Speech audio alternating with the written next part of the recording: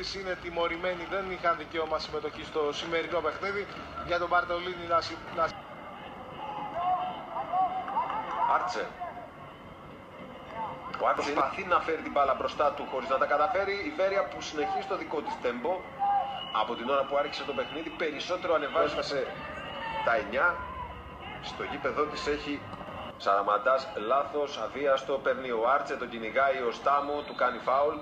Και αυτή είναι και η πρώτη κίτρινη κάρτα στο παιχνίδι για τον αμυντικό μέσο σήμερα του Ηρακλή. Και λέμε σήμερα γιατί συναδέρφων στις κάμερες που είναι και αυτοί εκτεθειμένοι. Από τον Καϊκούτα, συνεννοησία δύο παικτών του Ηρακλή. Ο Μαγεύσκι έκανε την προσπίση, έκανε και το σούτ, την μπάλα περνάει out. Λεοζίνιο πάνω στον Άρτσε. Άρτσε ο οποίος βρίσκει κενό χώρο, παίζει πάλι με τον Ιουσούφ. Ο Ιουσούφ έφερε στο δεξί, έκανε την προσπίση, πέρασε από τον Μπουκουβά.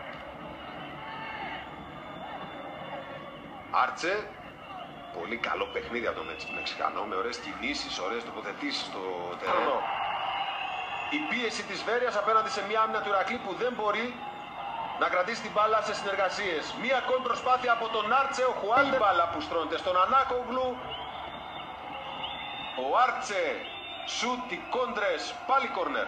Τον Λεοζίνιο, Βραζιλιάνος δεν κράτησε την μπάλα από την πίεση του Κυριακίδης.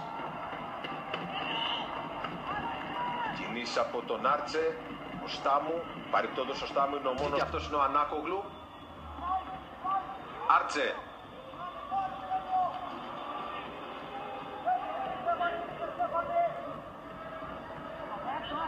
2 μερικές χιλιάδες χιλιόμετρα μακριά από την Ελλάδα εδώ που αρχικά με τον Εργοτέλη Ιουσούφ και στη συνέχεια τώρα με τη Βέρεια βγάζει το ψωμί του.